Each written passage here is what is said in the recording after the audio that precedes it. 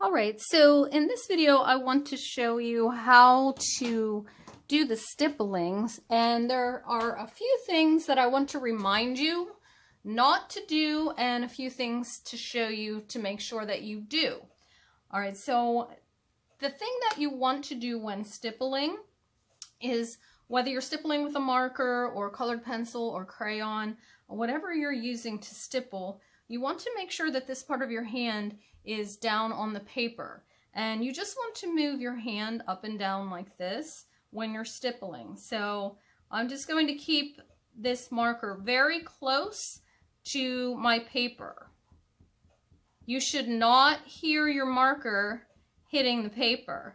If you hear your marker hitting the paper, then you know you're not doing it correctly. All right, we're not smacking the paper like this. When you smack the paper like that, you're going to get a very sloppy line. So, for instance, if I take the back of this and I'm just doing this really haphazardly, I'm not getting nice lines and I'm going to ruin the tip of my marker. So you definitely do not want to do that.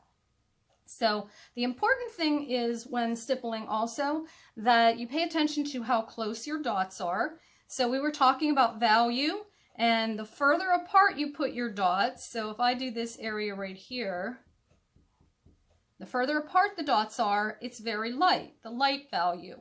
If I go back and put more dots between those, then I can create a medium or a dark value. So again, value is how light or dark an area is.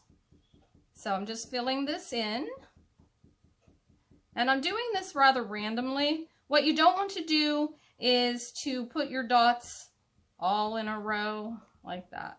Right? It's not going to look very natural that way. You want to make sure that you go in first and fill up your area with dots that are kind of far apart and randomly placed, like that. And then you go back in and add more dots between those dots.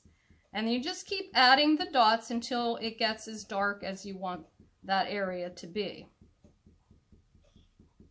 All right, so I could continue to fill up that area with dots, but what I want to do now is show you, if you do not have markers, that you can stipple with other things. You just have to, again, remember, we're not smacking the paper like that. Again, if you're using a crayon and you hear that smacking the paper, you know you're not doing it correctly. It's not going to look very nice either. So if you do this with a crayon, you need to put the crayon on the paper and just wiggle it back and forth.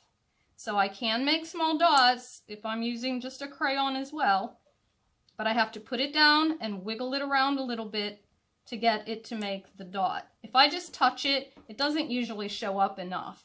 So I do actually have to make like very, very small dots by just wiggling it.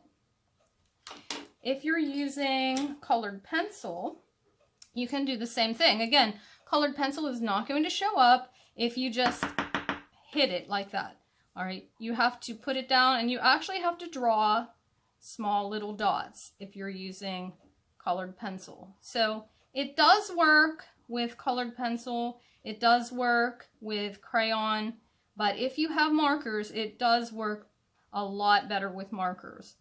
Gel pens also work because all you have to do with those supplies is just touch your paper and you get the dot. You don't have to actually touch it and just wiggle it around. So I would suggest if you do have markers or gel pens, that would be the best way to go. All right, so I'm going to continue to work on my drawing here and finish up my stippling. I can do it in all one color like I did here for the apple. And I just have this little highlighted area right here by just putting the dots a little farther apart.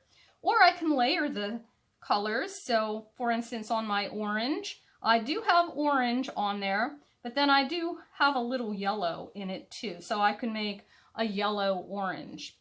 We talked about in class about pointillism and stippling, whereas stippling is done with mostly one color. You can also use some of the aspects of pointillism and mix your colors too.